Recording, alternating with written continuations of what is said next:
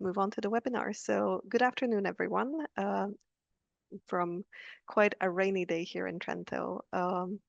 And welcome to the 26th meeting of the Spatial Productivity Lab, which is a series of webinars we're organizing at the OECD Spatial Productivity Lab, where we try to discuss various topical issues related to local productivity growth. My name is Zuzana Zawarska. I'm an economist here at the OECD Spatial Productivity Lab and have the pleasure of chairing today's session. And so, as the webinar title today suggests, smart moves, how data can help discover what regions could be great at, we want to explore creative and evidence-based ways in which regions can use data to shape smarter industrial innovation strategies, which is quite related to the work that we do at the Spatial Productivity Lab as well. Where we are very much interested in uncovering innovative uses of data to inform local productivity policies and help regions identify new opportunities. And there is quite a lot of renewed interest in industrial policy these days. So I think this topic comes at an interesting time. And especially there is this growing recognition that these policies must be somehow place-based in order to leverage the unique strengths and potentials of different regions. And through that, not only enhance national competitiveness, but in turn generate broader societal wins. But to do this effectively, regions need tools which would help them make these informed decisions. And one of the powerful frameworks that we want to be discussing today is that of economic complexity and relatedness, which is an analytical toolkit which helps regions understand how different industries and different technologies are interconnected and what new activities are most likely to succeed based on the existing set of capabilities a region has. So in very simple terms, it's basically a way of uncovering some of the hidden potentials that regions might be holding and identifying the next smart move for the region. And for this discussion, I'm delighted to be joined by a wonderful panel of speakers who bring not only deep expertise, but also practical insights. And for that, it's my pleasure to introduce Frank Nefke, who is a team leader of the Science of the Cities group at the Complexity Science Hub in Vienna, Austria. We also have Giambattista Albora, who is the scientific researcher at the Joint Research Center of the European Commission. We'll also hear from Jan Philip Kramer, who is the partner and head of the EU services at Prognos Brussels in Belgium. And then last but certainly not least, we will also hear from Susana Franco, who is a research director at Orchestra, which is the Basque Institute of Competitiveness in Spain. So with that rich agenda, let's get started. Frank, you are truly one of the pioneers of this framework, so I think it's appropriate to firstly hand over to you to kick us off. Frank, the floor is yours. Well, thank you very much, and thank you for having me. I think you have my slides, is that correct? Yes, great. The economic complexity analysis framework has been around now for some 15, 20 years, I think. But if you want to get to, if you could move to the next slide. If you want to get to the core of its assumptions, it basically makes three very important assumptions. One is that to produce anything, there are many input factors. You can think of them as any kind of production factor. Often they are referred to as capabilities. And that may be anything from having the physical infrastructure, ports, roads, to the right institutions, but also very importantly, the right human capital in a city. And each type of activity or each product will require its own unique set of capabilities to be successful. The second thing is that there are strong complementarities between these capabilities. So if you think of making a car, if you want to make a car, you need car engineers, but you probably also somewhere in your firm need accountants. So these are highly complementary, but they're not substitutes. So there's no reasonable rate of substitution between accountants and car engineers. You cannot hire 5 accountants if you need 1 car engineer or vice versa. And the complexity of producing something actually goes up with the number of capabilities you require, but also in the interdependencies between these capabilities. And in this framework, people have often used a bunch of metaphors. One that is, I think, pretty powerful is the one of Scrabble, where you think of economic production as similar to playing a game of Scrabble in the sense that in Scrabble, people have a bunch of letters, and if you have the right combination of letters, you can write specific words, but different words require different letters. And the same holds for economic production. So if you want to make a product or if you want to be active in industry, you need a bunch of capabilities. You need the right kind of capabilities. And regions typically have a set of capabilities, and this set of capabilities determines which kind of activities they can be competitive in. So in that metaphor, the capabilities are like the letters in Scrabble, and the products are like the words that you can form with them. To the next slide, please. So this is the capability. So there's a world in which you assume there are a lot of capabilities. Just click through it best. That goes fastest, I think. In which capabilities are connected to the countries that have them and to the products that require them. So that's how we think about economic production in the world. Yes. So it's in a sense it's a network that connects countries to capabilities and these capabilities to products. But this is not what we observe in the real world. Yes, please go ahead.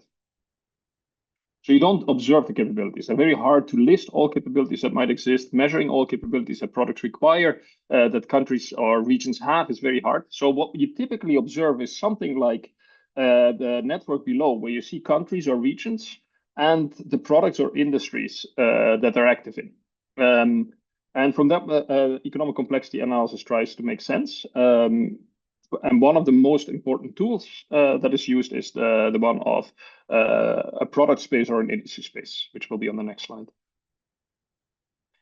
So you go from this network to a network that connects economies to the activities that they do.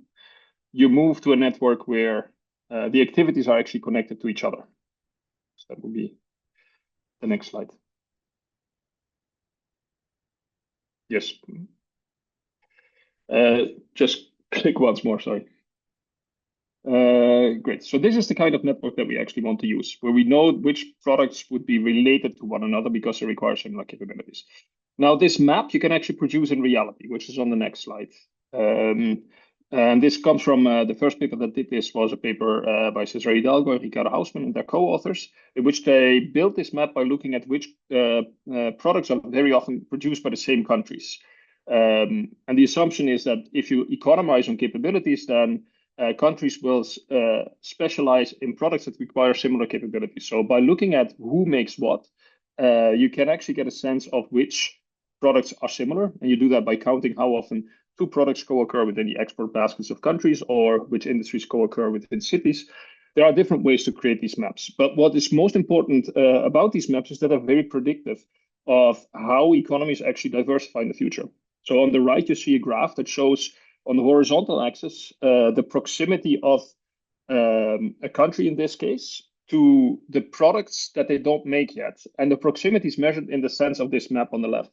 So it's basically asking how related is a product that you do not make to the products that you are already making. And the more related this product is to your existing production basket, the more likely it is that the country will move in the next 5 years into this product. And that's shown on the vertical axis, which is the probability of diversifying into a specific new product. The next slide, please. And this has actually been replicated across many different data sets. The exports of countries, the industries you find in regions, even the technologies in cities, so the types of innovations that the cities make, or the fields of science in which a university or a city is active in. There's a bunch of methodological papers that try to build this methodology a little bit more robustly. And there's also quite a few papers on how to use this in policy. And I want to spend the rest of this talk about how you could use these kind of maps to guide regional development policy. So that would be on the next slide. So what has been done in literature is to create interactive tools that allow you to understand a city's position in these industry spaces or product spaces. So this is actually a map that shows you a data set, Dun& Bradstreet data set that has over 400 million different establishments. You know their industries, you know their owners, and it basically shows you where is which economic activity located. So on the next slide, I have some more information about that. It's a huge data set. By now, it's actually closer to, I think, 400 million establishments that are geocoded, that have detailed industry codes to them, and we have an estimate of how many employees were there. So this is worked together with a former postdoc at the Harvard Growth Lab, Yang Li, who wrangled with these data and created them in a format that we could actually use. Because from these data, one thing that you can build is an industry space, a space that tells you which industries are closely related, not because they occur in the same country or city, but because they were actually made by the same firms. The firm was active in multiple industries, and the more that's the case, so the more firms are active in the same two industries, the more related those two industries will be. So on the next slide, we show you a bit about the geography. We used the JRC's city definitions, which is basically based on, I think, satellite data where you can draw not administrative boundaries, but actual boundaries of built environment so that you can define a city based on where people are living or where economic activity is located. So we implement that, and then we build a tool where you could compare all cities or about 1,000 different cities across the world in what kind of industries do they host, but also what is their position in terms of these industry spaces. So that's shown on the next slide, where you see the industry space. The industry space here is composed of little dots, which are all industries, and these industries are closely together if they are very often found in the same firm. And then you see there is a topology to this industry space where food-related industries cluster, and they're close to some durables, and durables are close to basic materials. Basic materials like steel and wood are close to manufacturing. And as you move along the top end of this industry space further to the right, you get to more and more complex industries going into high-tech IT and medical appliances and so on. So now these maps you can actually use to look at a city. And that's what we did in the next slide. You can compare New York City and Chicago. As you see that New York City is actually very much focused compared to Chicago on the bottom part, which is where the services are, especially the yellow financial services, whereas Chicago still has a lot of manufacturing for a city of its size, which is in the upper right. Not only that, you can not only compare cities within the US, you can actually compare cities across the globe. So you can also look at cities in China, which is the next slide, comparing Shenzhen and Hong Kong. And then you see again this manufacturing versus services very nicely coming through. So Shenzhen has far stronger capabilities in manufacturing than Hong Kong has, for instance, which is very much focused on services. You can use all kinds of data to build these maps. So a very recent project, we actually use completely different data. That's on the next slide. We use data from Stack Overflow, and Stack Overflow is a website where you can ask questions related to coding. So there's some 6 million users in 50,000 different locations. They ask tens of millions of questions and get tens of millions of answers. And we use that to build, we use these questions by labeling them in a way that allows us to know what are the kind of software tasks that are people addressing, that are actually answering questions to get a sense of what kind of expertise they have. And again, to the next slide, please. So this is the spatial resolution of the data set. You see it's global. It's mainly in the larger cities. And then on the next slide, you can see, again, sort of an industry space, but now it's a space in which you see the kind of domains in software production that are developed. Again, when two nodes are close to each other, it means that they're strongly related. And on the right, you see that you can use this map to predict how a city diversifies in the kind of software it makes.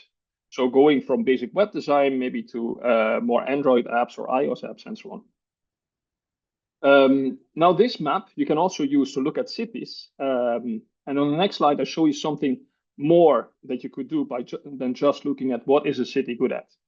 So in this first data set, which the website is called Metroverse, you can try to figure out what are the opportunities for development for Vienna. And to look at that, we plot all of the industries for Vienna on two axes. The horizontal axis tells you how big the industry is in Vienna, and on the vertical axis it tells you how well does it fit Vienna in terms of how many closely related activities to that industry are well developed in Vienna. And then you see the four quadrants. They are the ones which we call strength. They are large and they're also very well embedded in Vienna. On the opposite side, it's the weakness. They're small, but they're also not very well embedded. But the interesting ones are on these cross quadrants, where on the left, you have the opportunities. So these are small industries that are well embedded. So you think that Vienna could develop them. And on the right, you see the threats. So these are things that are large in Vienna, but they shouldn't be because they're not very well embedded. And this gives you a sense of kind of the future direction that Vienna could take. You can also do it in the software space. Here we don't look at a city, but at a particular task, data science. And you see which cities are actually very well positioned to benefit from developments in data science. So Heidelberg and a bunch of university cities are very strongly represented in data science, but it's also well embedded. But there are also some cities for which this might be a new opportunity. The next slide, please. So now the question is, how do you use these maps? And there's one important question I think one should ask. So if it's so easy, so these things that are in this opportunity quadrant, they are actually not well developed, but they should be relatively easy for the city to move into. So the question then is, why hasn't the city done that yet? And there are basically three possibilities, and they all have different implications. So the possibility one is that the region just hasn't found time yet to enter the activity. So in that case, it will happen anyway.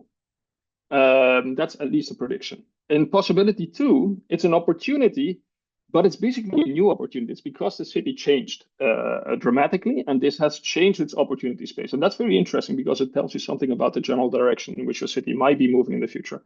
And possibility three is also very interesting, and that is that, yes, this activity was very related to what the city is doing, but there's some barriers that make it hard for the city to move into that. And on the next slide, I'll show you some examples of this.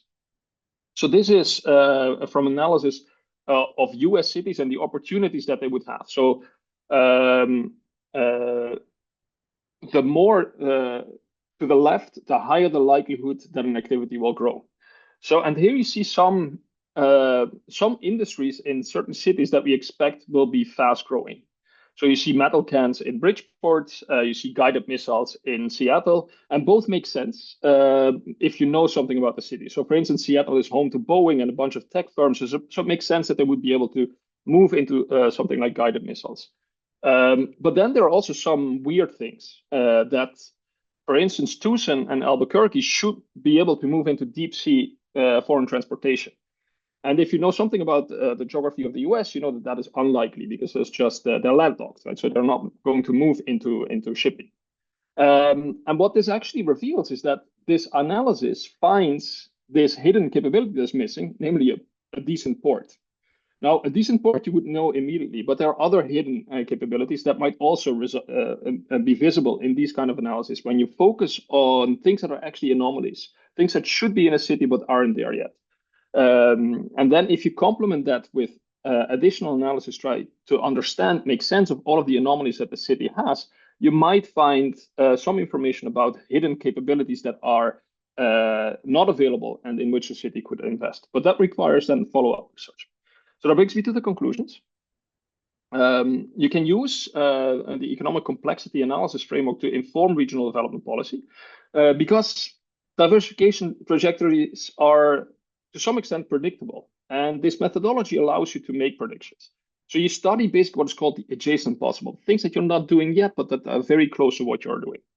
And you can use, I think, in three fruitful ways you can use this framework of relatedness. So the first is you can map a country or a city's options by looking at how it's distributed across this industry space. You can also use it, and that gives you some sense, a very quick sense of what your city is like, and compare that to what other cities are like.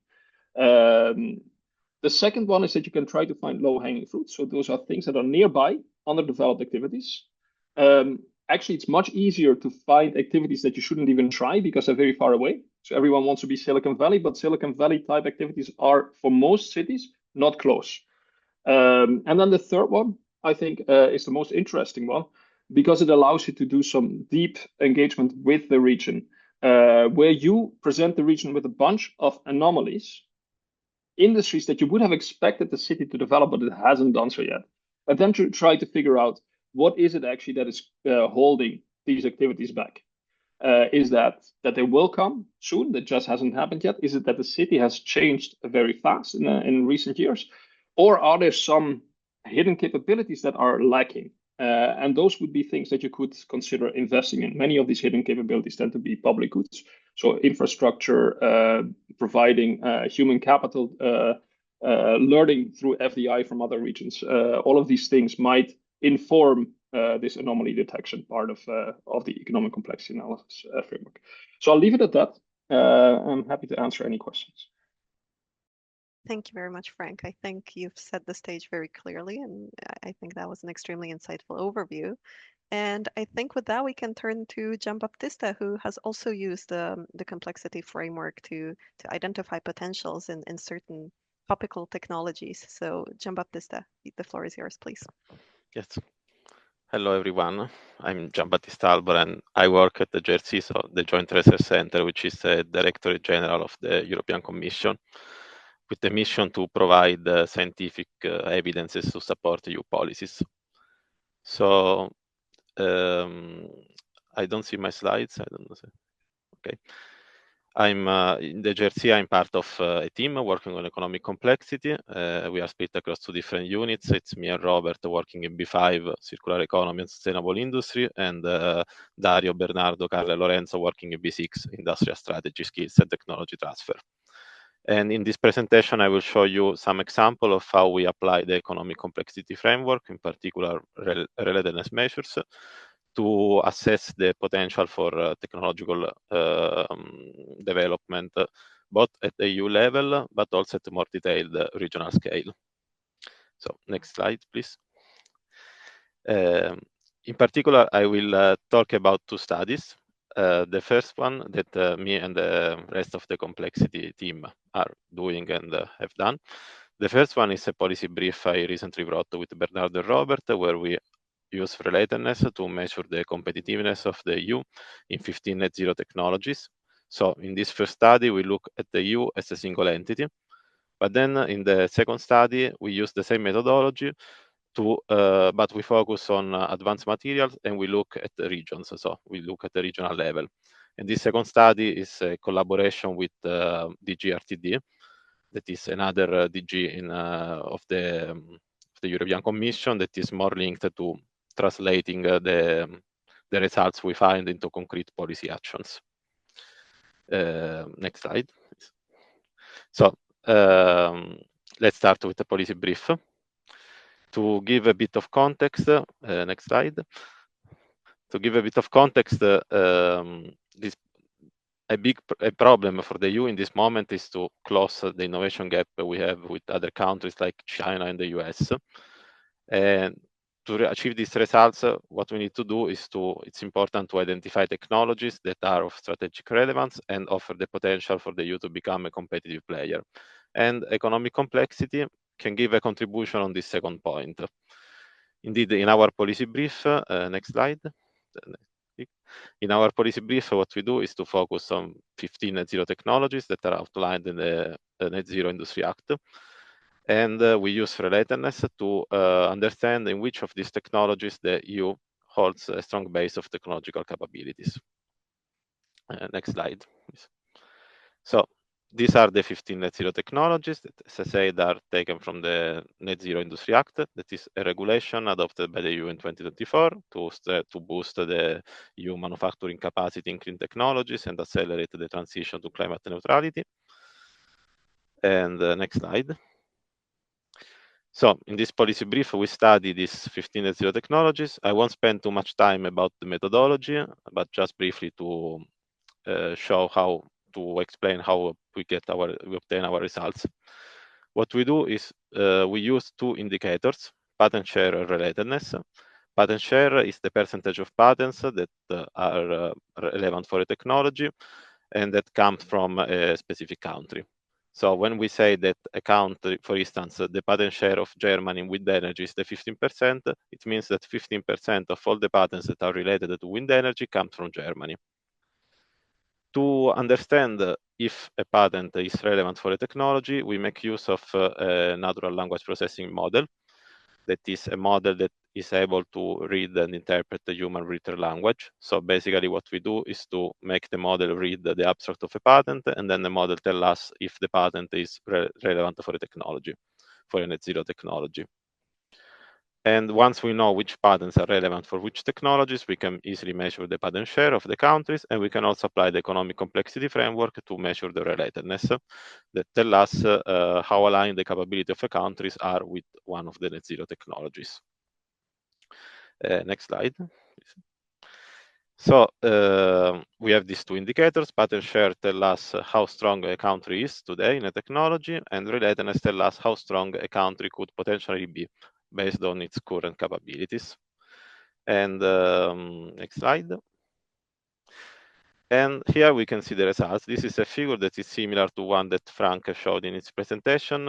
It's just inverted. So what Frank called opportunities for us are the seeds. Here we are showing the relatedness on the horizontal axis and the patent share of the EU in the vertical axis. And both the values are normalized, dividing by the value of the country dividing by the value of the best country in the world. So basically, if, for instance, the fact that wind energy is close to 1 in terms of patent share means that the patent share of the EU in wind energy is close to the patent share of the country with the highest patent share in the world. Or if you want, the fact that batteries has a patent share that is close to 0.2 means that the EU is producing 1/5 of the patents that the country with the highest patent share is producing. So as you can see, we divided the figure in 4 quadrants. At the bottom left, we have what we call the missed opportunities. Next slide, please. We have what we call the missed opportunities. So these are technologies where the EU doesn't have a high patent share and doesn't have a good relatedness. So we don't see strong capabilities. So these are actually technologies in which we are not good, and we don't see the potential to be better in the near future. The best example of the clear example of missed opportunity is batteries. That is the technology with lowest patent share and lowest relatedness. We can look, for instance, next slide, please. We can look, for instance, at the recent case of the Northvolt. That was a Swedish startup that received a lot of investments because it was supposed to lead the EU comeback in the electric battery manufacturing industry. But in the end, Northvolt failed and went bankrupt, and one of the reasons was the lack of capabilities. Next slide. Then we have, these were the missed opportunity. On the top right of this figure, we have what we call the leaders. These are technology in which the EU show a high patent share and also a good relatedness, so strong capabilities. So these are actually the technologies where we say that the EU is performing well. And then at the top left, next slide, we have the zombies technologies. These are technologies where we see a high patent share but low relatedness. So this means that we are producing a lot of patents, but we don't observe strong capabilities. So we say that in these technologies, the risk is that these technologies might be artificially kept alive through investments, but the risk is that if these investments don't bring to an increase of the relatedness or to better capabilities, once the investments stop, the technology might die. And then we have in the bottom right the seeds technologies. So the technologies where the EU has good patent activity, has doesn't have an high patent activity, so it's not producing a lot of patents, but we observe strong capabilities. So these are actually the technologies where we see the highest potential of improvement, because the capability suggests that we could produce more patents, we could do better. And yes, these results were related to the EU as a single entity, as I said. However, and they are good to have a general overview of how the EU is performing. However, for a policymaker, when he had to decide how to act, it's more interesting to look at the single countries. So what we can do here is to focus on a specific technology, for instance, carbon capture and storage. Next slide, please. And we can see at the relatedness of the individual member states. And if we do this, we see that while the EU is not well positioned in carbon capture and storage, there are some member states, in particular France, that have very good relatedness. For instance, the normalized relatedness of France is close to 1, which means that France is very close to the relatedness of the country with the highest relatedness in the world. So in these results is more interesting for a policymaker because tell actually in which countries make sense to invest and which not. But I will come back on this point at the end of the presentation. So now next slide, please. So now I will pass to the second part where I talk about the regional at the regional level. Just like we can zoom in at country level, we can also zoom in at the region level. The only limitation in doing this is the data availability, because for instance, if we work with products and trade data, it's very difficult to obtain information at the regional level. However, when we work with patents, next slide, please. When we work with patents in the PatSat database, it is the database from which we take the patent data, we have an information about the personal address of the inventors. So we can use these addresses to assign each patent to a NUTS2 region.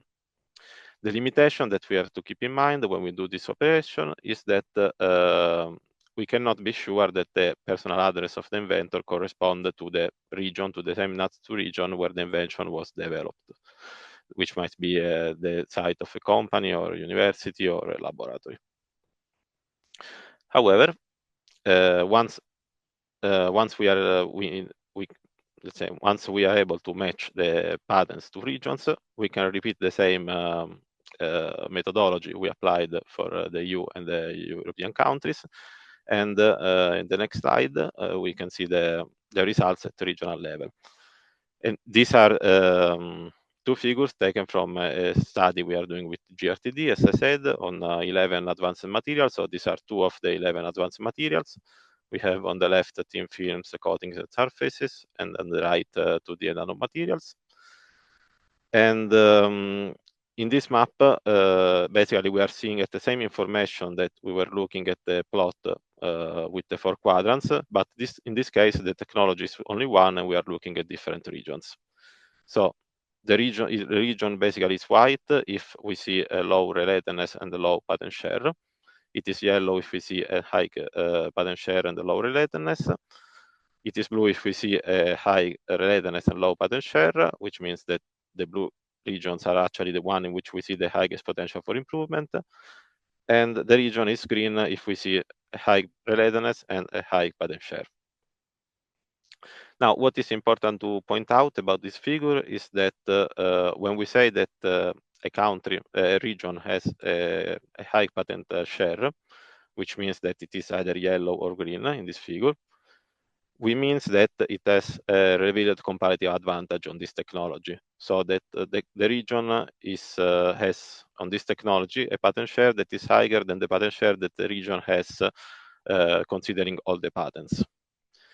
And it is important to understand this because if we look, for instance, at Italy, we can see that, for instance, Sicily, that is the island at the south of Italy, is yellow, which means it has a high patent share, while Lombardy is blue, which means it has a low patent share. Lombardy is the region in the north of Italy.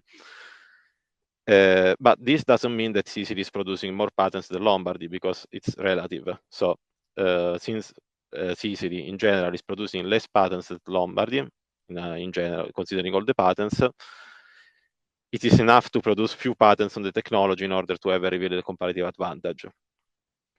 So when we look at this figure, the message is not that Sicily is producing more patents than Lombardy, but rather that Lombardy has more potential for improvement. And yes, next slide, please. So to conclude the presentation, I just want to point out this problem that the policymaker faces when he has to translate these results into policy actions. That is not trivial to understand, to decide whether we have to invest in countries with a higher relatedness or in countries with a lower relatedness, because or region, because a region with a higher relatedness is more likely that the investment succeed. However, it's also true that a region with high relatedness will probably develop the technology naturally, so doesn't need the investment. While the region with low relatedness actually need the investment in order to become competitive in the technology, but there is a higher risk of failure because at this moment there are not the capabilities. Next slide. So going back to the case in which we had the carbon capture storage and the relatedness of the member states, here it's not trivial to decide whether we have to invest on France because it has already a very high relatedness, so it's easy that the investment succeed. But it's also true that France is already very good, so doesn't need the investment. Or if we have to invest on the countries like Netherlands, Germany, Italy, Spain that have a good relatedness, but they can improve. Yeah, and with this I finish. Thank you. Thank you very much, Giambattista. I think that was also another very concrete way in which the framework can guide policymaking, but also highlighting some of the trade-offs which might exist in policy choices. Next, let's turn to even more the applications in real life. And for that, I'm glad to turn to Jan Philip, who can speak about how regional industrial and innovation strategies are formulated in practice in EU regions, specifically focusing on smart specialization. So Jan Philip, please, the floor is yours. Yes, thank you very much and good afternoon. If you're based in Europe, or good day wherever you're based, not sure. Great pleasure to be amongst this group today, and I'll indeed speak mostly about smart specialization, but against the background of complexity and relatedness, which were two very fundamental conceptual elements that have been considered. And my presentation is mostly coming from a study that we did on the 2014-2020 generation of smart specialization strategies. This has the advantage that I'm not judging any regional representative with the current strategy, but rather the past one. So if we move into the presentation, I'll be talking about the optimal smart specialization strategy and the concept of complexity and relatedness. So on the next slide, just to set a little bit the scene, I'll be talking about the background. As I mentioned, it's a study that we have performed for the European Commission, DG Regio. It has been published already in 2022, but I think it's still really valid to have a look at. It was called the Analysis of Key Parameters of Smart Specialization Strategies, and it was a follow-up of a broader study that we had done a year before. And you can find all that on the publications office and also at the end of my presentation. One of the questions I would say that we were tackling in this report as an overarching policy question was, have the S3 authorities selected priority areas that can be regarded as a good fit? And one could say this is really the overarching and fundamental question one could ask about any smart specialization strategy, as this was basically one of the fundamental ideas that was raised. And you can read this question against the background of the regional profile, the capabilities that a region have, and Frank has already greatly shown some elements that are relevant to this, and also other more fundamental socioeconomic conditions in a region, such as institutional quality and so on. And the two specific questions that are relevant for my presentation today are about two things. On the one hand, one needs to ask what is the right focus, the right thematic focus, and what is the relevant and appropriate level, if you want. We call this the bandwidth, which is the degree of thematic selectivity or focus. So more concretely speaking, do I have a priority that I call digital, or do I call it a much more precise element of, I don't know, 6G applications in some specific area? And the second question that we were asking was, under which conditions is a strategy of related and unrelated diversification a good option? And this is also very central in the debate, as we will see. And all of this, of course, relates to a number of factors of a region or a member state, if depending on what we look at, right? So how many priorities can I choose may be different if I'm representing the Estonian smart specialization strategy with a few million inhabitants, or maybe the smart specialization strategy of North Rhine-Westphalia in Germany, which has 18 million inhabitants, right? So the size, of course, has a implication here. Also, the degree of economic diversification of an economy has a big role to play. And then other factors, as I mentioned, such as the institutional capacity. So if we move to the next slide, I'm not going to present this in depth. Don't worry. I just wanted to put two messages here. What we had to do in order to perform all of these analyses was to go really in depth into all of the 160 plus strategies that were outlined. And there was no clear database that could deliver this information, even though the JRC had worked on something like that. We really went into depth of all of these strategies, did a lot of classification work, and then we had to link this classification, so the strategy and priority areas that were outlined in the strategy, to existing databases. We used publication database, we used patent data, we used economic classifications in order to translate this strategy to existing taxonomies, and later, this is a very important connecting dot, to also assess this against the background of these secondary and primary data sources. So put simple, you have a strategy, you define that life sciences is something in your priority area. We have more specific terms that you may have used, like industrial biotechnology or something like that. Then we looked at these classifications, and the last step was to compare, does that resonate with your endogenous capacity of a region? Do you have the patent specialization, the publication specialization, and also the economic specializations in terms of employment in your region, right? This is what we did in a nutshell.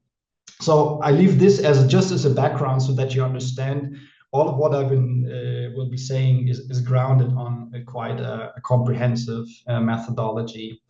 Now, I come back to a more conceptual point on the next slide, because the underlying questions that we need to answer before making this presentation further is, how do we actually design an optimal smart specialization strategy? And I'm not sure if all of you, but I assume many of you know the core principles of smart specialization. It's firstly about selectivity, right? It's about making choices in my portfolio, not as Dominic Foray likes to say, coffee for all. So you need to choose your priorities in your strategy.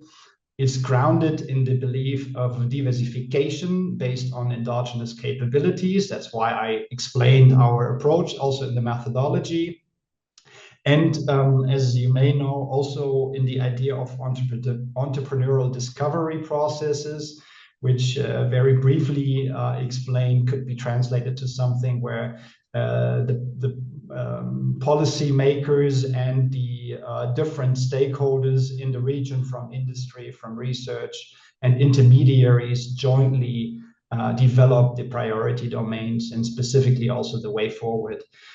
But, and this is the key point, in none of the literature, and also not so much in the guidance, one has really elaborated on a scientifically grounded number of priorities. We know it should be a limited number, but how many priority areas should be identified and that feasible against the background of the different realities of the regional or national economies? Open question. Also, to what extent these priorities should be similar or related to the existing assets in the region, or maybe the opposite, how different they should be in order to promote diversification. And this may sound theoretical, but from my view, it's actually not theoretical at all, because it really resonates with key decisions that regions and member states had to make when it comes to striking a balance of risks and benefits in terms of where do we concentrate our investment, right? So if I choose only 3 priorities, maybe I concentrate more as if I choose 5 or 6 priorities. If I go into very different areas, I may have the risk of investing more like a venture capitalist that is taking a lot of risks, and only 1 out of 10 investments generates the return.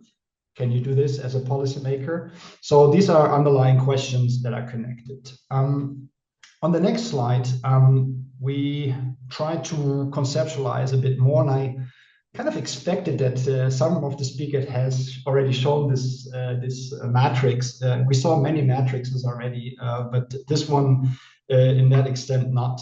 So I will explain more briefly, but what is important to understand beforehand, and I pointed to that, and you are very much aware of this, is that regions, of course, differ in many ways. Just generally, of course, in their innovation capacity, we know this from many different measurements, but also of course, in how connected maybe the existing technologies are and how densely connected they are, that they possess in a region.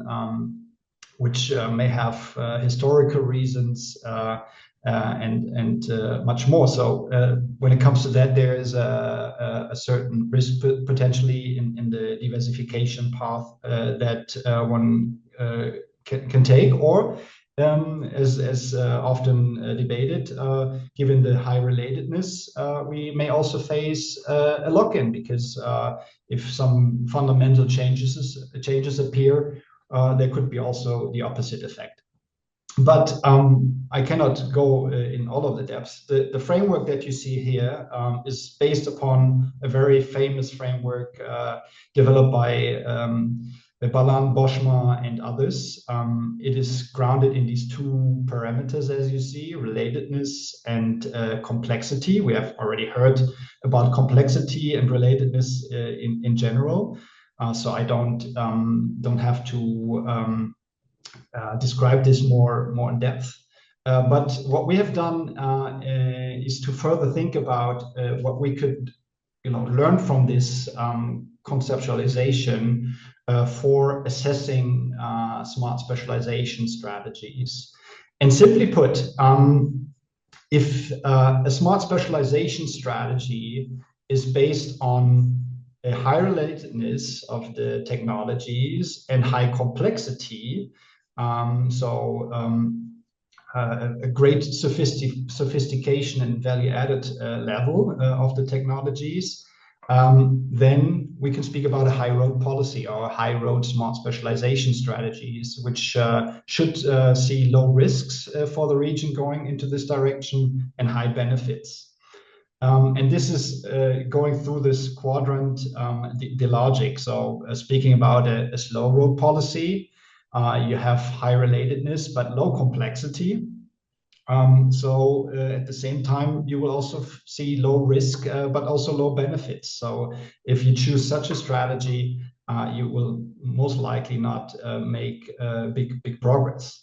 A dead end speaks for itself, right? There's low relatedness and low complexity. So we see that you really take a high risk in your choice with low benefits associated. And last but not least, casino already tells you it's a very high complexity, but low relatedness of the technology. So you're gambling if you want to translate it like that. And we have then performed a number of analyses that I show on the next slide in order to break down these 160 strategies into this framework. And just to reiterate, this is coming from the 1420 financial framework, right? So it's not the current strategies that I'm presenting here, but still I think it gives us some good messages. So when it comes to the high road policy, I already explained briefly the background. Combine the two pictures here on the slide, you see that the blue quadrant is quite visible across the EU territory. Around 72 regions were identified of pursuing such a strategy. That's 44% of the total. It's mostly advanced and diversified economies. So they have higher R&D intensity, good governance, good education. And we say, this is already more a maybe normative assessment, that regions in this box can actually reinforce their position in more or most rewarding technologies, and they can afford also to explore other fields of specialization, right? Because they have this configuration that I've explained. On the slow road quadrant, these are the red ones. We have 18 regions classified. That's 11% more industrial and traditional regions, one can say. And they may have also a bit lower, and it's also why they're ranked in this lower technological complexity. And here we say they should leverage their related capabilities to explore more complex technologies and find new niches of specialization, right? So based on this assessment, this is what we recommend. In the third quadrant, the dead end is a situation where we have low relatedness and low complexity, as you can see. I need to correct what it said here. It's the regions that specialize in this have high risks, obviously, and low benefits because of the constitution that I explained here. And so what we say is they should gradually reinforce their competencies to avoid these lock-ins in low value-added specializations. And this is also quite a big number, 55 regions that were classified here with more than 30% of our total number of strategies. And then we have 17 regions which like to go to the casino. So they have the casino S3, and there are many small economies that we classified in this field, which have kind of chosen more niche sectors and complexity, high complexity niches.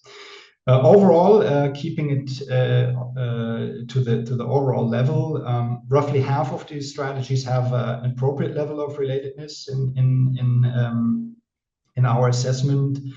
We see that advanced regions are going more into related diversification, and it's also important to highlight that less developed regions often have too low relatedness, which is a risky diversification path, as we have explained already more conceptually.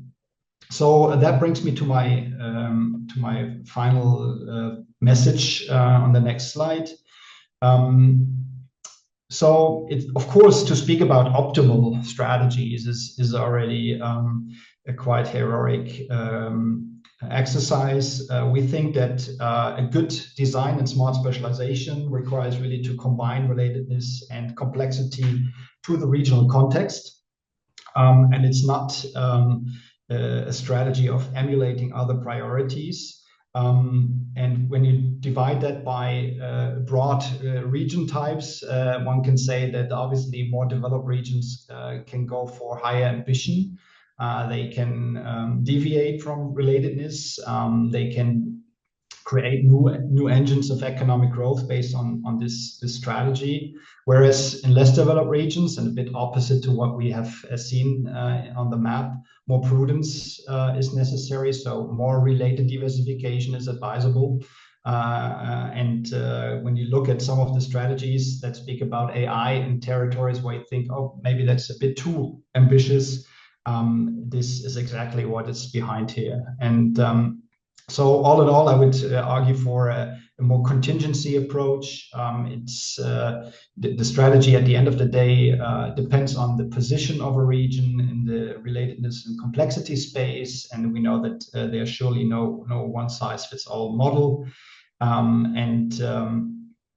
What we also, I think, can take from this exercise is that we cannot just rely upon assessing smart specialization strategies based on the number of priorities that are selected and not just on the scope of that, but that we need to look more deeply. And this is also important for policymakers to be aware of this opportunity of such an assessment, but also about the conceptual background of this and why that is. And then I also stop my presentation. Why some prioritization matters. There's a nice study that came out a while ago, I believe, the end of last year, which talks about turning technological relatedness in industrial strategy, the productivity effects of smart specialization in Europe.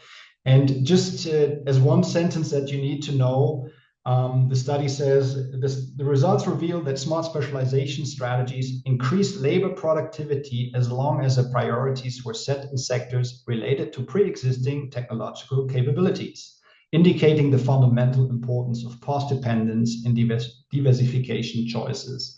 And given that we are discussing productivity so much, I think this already gives us a very good empirical backing that place-based innovation strategies that look at these parameters more closely have good chances in increasing the needed productivity levels. Thank you. Thank you very much, Jan. I think that was a very nice way of bringing together a major policy instrument of the EU, the smart specialization, together with the complexity and relatedness framework.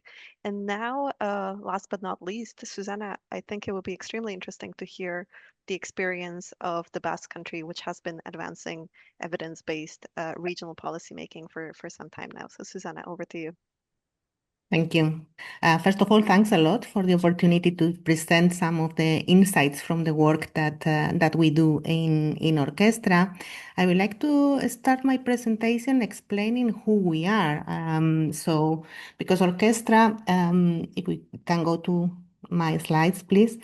Orchestra is a research institute that is based in the Basque country, and our explicit mission, as mentioned in the next slide, is to foster the competitiveness of the Basque country through action research to improve the well-being of its citizens. And hence, it's at the core of what we do to provide analysis, provide evidence to policymakers so they can take more informed decisions. The way we do it is through what we call a culture of transformative research, in which we address real problems. In the next slide, please. We try to identify those real problems that the policymakers and other agents in the territory might have. We apply scientific methods to it, and I think that in most of our projects we work jointly with our stakeholders. So it's not a question of we do the analysis first and then we transfer the knowledge to policymakers, because we think that in that way we can learn from each other, and from this type of research we can get academic inputs that are useful for our publications, but also we can have a more practical impact in the territory.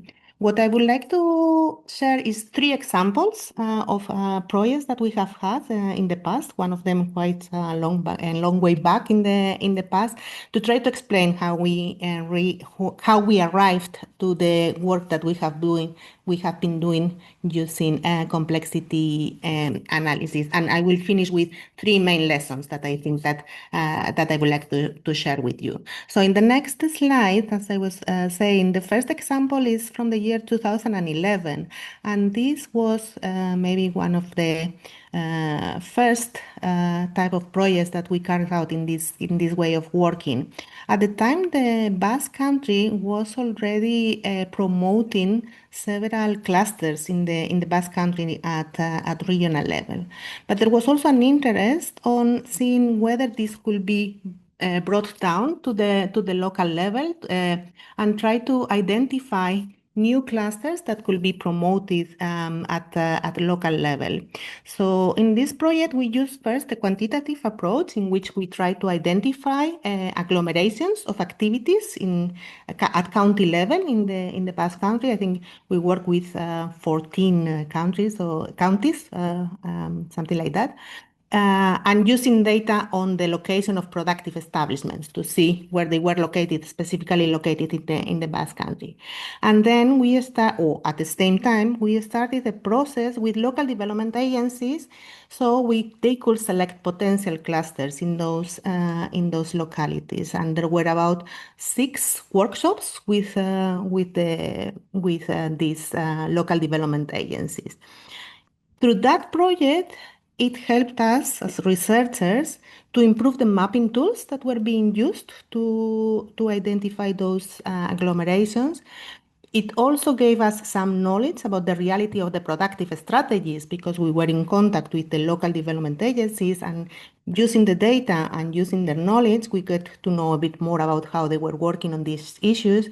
And it will also help us to incorporate some flexibility on how the clusters were identified. But in terms of impact and in terms of action, to the local development, to the technical officers of those agencies, it helped them to acquire competencies on those conceptual frameworks that we were using and also the tools, because just having the tools sometimes is not so easy, and we have difficulties in understanding how to use it for the work that they had. It also helped them to get knowledge about the productive structures of their territories. Sometimes it was something that they knew. Sometimes, for some of them, they uncover some activities that they were not so aware that they had, or that they had and they were not present in other countries.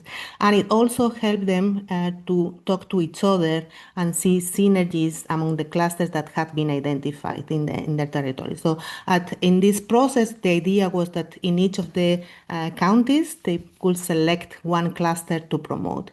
The reality was that even if they identified potential clusters and potential opportunities for companies to connect to each other and to start new activities, actually doing it depending a lot on the circumstances of each of those localities, whether they really had the connections with the companies, whether they had the resources to implement it. So even knowing and having the tools was not so easy for them to move into action. The next experience in the next slide, we're moving to the year 2018, and I think it's a bit related to what Jean-Philippe was explaining right now. We produce in Orchestra annually a competitiveness report of the Basque Country.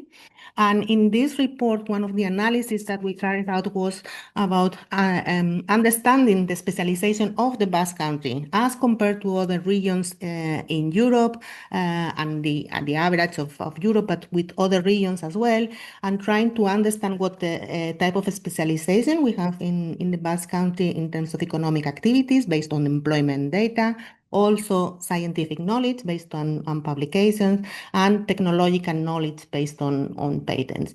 And then from that, we got more knowledge about this and how we compare to other regions in Europe. And we could provide some recommendation about the strategies that were set in the Basque Country and how they could be improved. I'm thinking now of that last sentence that Jean-Philippe has mentioned about it is important to know about the pre-existing technological capabilities that they could construct and build upon. So that went into the report, but we also had conversations with the policymakers on trying to go in deeper into that. That same year, in the next slide, we also launched the Regional Competitiveness Observatory that we have in Orchestra, because we realized that we were collecting lots of data at regional level, not only for the Basque Country, but for the rest of regions in Europe, and it was useful to put it on the open so anybody could access this data, both policymakers, researchers in the Basque Country, but in other regions as well. And we structured the indicators based on the framework, the competitiveness framework that we were using at that time. But this is ongoing. We have changed the framework. And something that is useful about this is that having the framework and having the indicators is also helping us in the conversations that we have with the different stakeholders to construct a shared language, to understand that when we talk about one concept, that's what we mean, and that's how we think it is related to other elements in the competitiveness of the regions. And that shared language and understanding each other is also important to move from the data or the frameworks into the action later on. In the next slide is the type of analysis that we're using for using complexity data.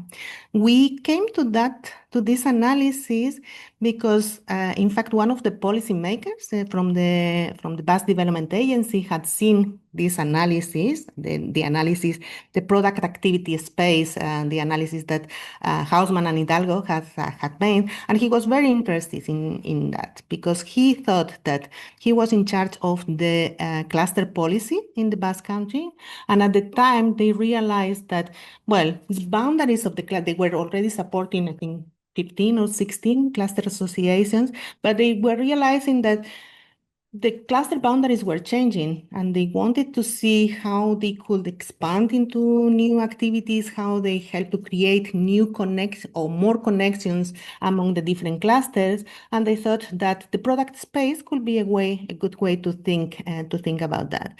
So we started mapping the activities of the Basque Country in that productivity space. We also computed an activity space or economic activity or industrial space based on employment using data at regional level in Europe and then mapping it into the Basque Country. In the next slide, we can see how we started to construct like kind of descriptions of how those activities, each activity looked. This is just an example.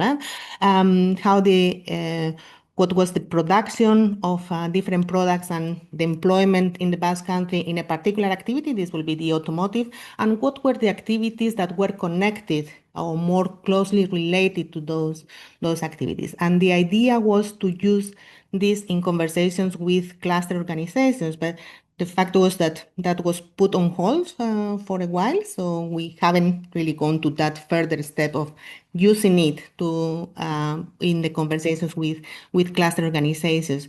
But last year, we also used that type of analysis with also local development agencies that were interested in diversifying. So getting an idea also about the activities in which each of those counties, kind of combining the first example that I have mentioned, what the actual specialization of those counties is, and what are the activities that they could the low hanging fruits in the I think they were the words of Frank, no? So what were the ones in which they could diversify?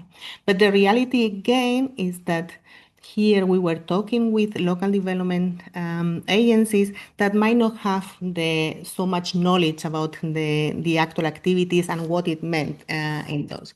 So kind of the building on those three examples, some of the lessons that I wanted to bring is that we have had some difficulties in applying the methodologies at regional, at local level, because sometimes it's difficult to get the data with the type of granularity that we would like to have. If we're going, I mean, sometimes you have data for large cities or for the region as a whole, but when you're going to a smaller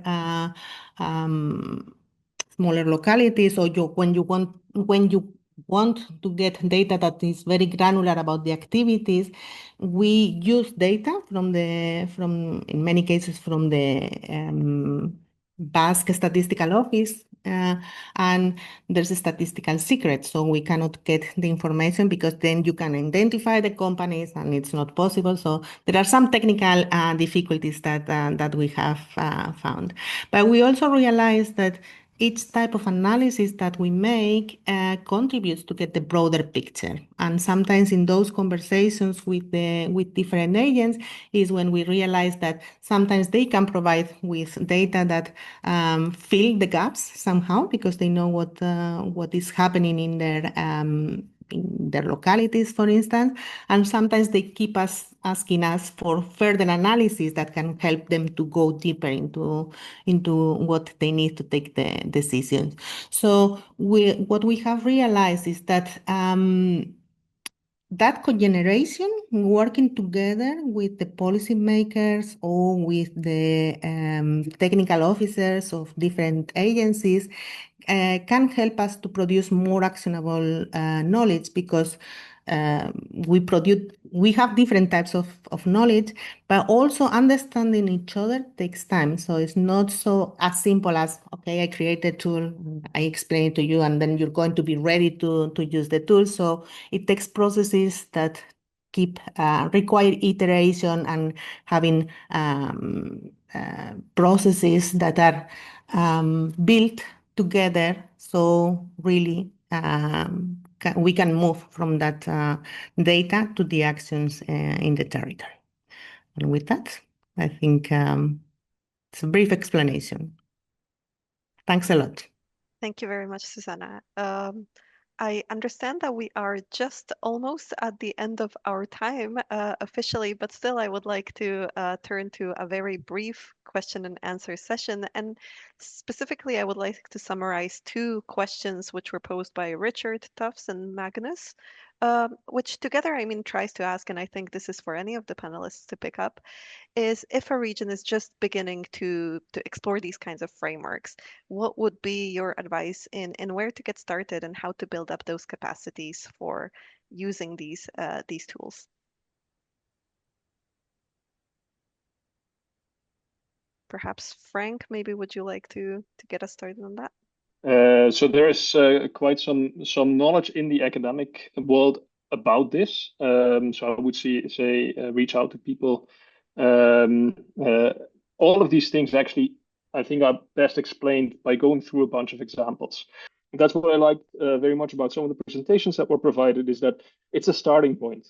It's the starting point from which you start a conversation with people who actually know the region very well, or people who know the industry very well. So other firms outside the region that are not in your region, why did they not come? Maybe this tool might help organize those kind of discussions very well.